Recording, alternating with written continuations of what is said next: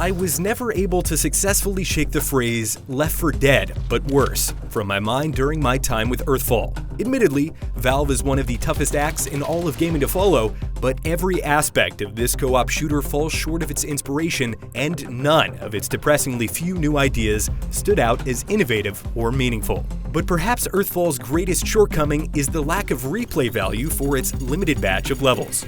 Van's all wheeled up. Let's get into the garage and finish the job. Earthfall sends a team of 4 players through 10 mostly linear missions set in the aftermath of a cataclysmic alien invasion. You'll combat an unending onslaught of shambling alien drones and endure frequent attacks from the teamwork-inducing special enemies, most of whom are extremely derivative. Sappers explode, threshers pounce, and whiplashes whisk away teammates. Annoyingly, this trio spawns together at predictably regular intervals. The 2 disablers let loose an initial battle cry, but good luck keeping track of them after that, as they emit hardly any sound. As a result, getting pounced or grabbed feels unavoidable and obligatory.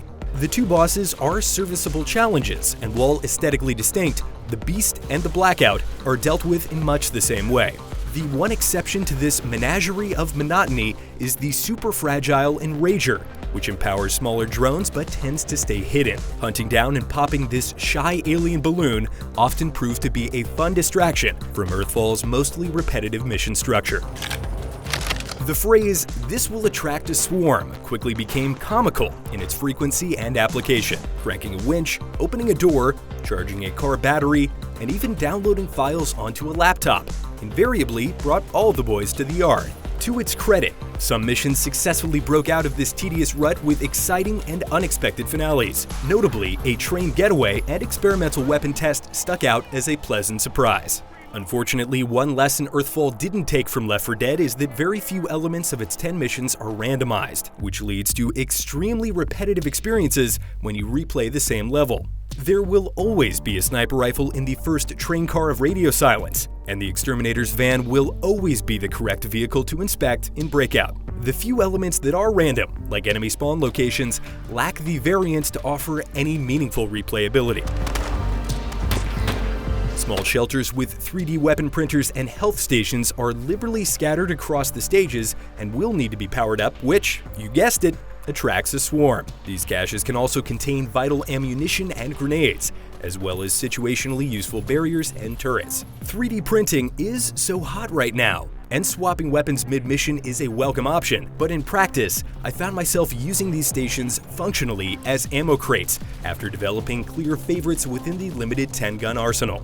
One of Earthfall's greatest strengths is the visual presentation of its firearms. The MP5X, for example, retains the classic real-world receiver, but its heavy modifications perfectly evoke the near-future sci-fi setting. In spite of this, shooting in Earthfall feels okay at best. Most weapons, especially shotguns, feel lacking in the punch department. In part, that's because vanquished aliens tend to anticlimactically slump or flop over instead of making a spectacle out of it. Location damage is always welcome, but when alien limbs detach, it sometimes reduces entire drones to an ugly, low-polygon torso. And perhaps worst of all, the reticle situation is an absolute mess. Aiming down sights causes a hit marker to appear over your weapon's iron sights whenever you aim at an enemy.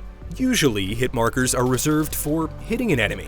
The marker slowly fades away when aiming at nothing and turns red whenever you score a hit. The end result is a sloppy and confusing series of reticles that succeed only in cluttering the sight picture and making Earthfall a less visceral shooter.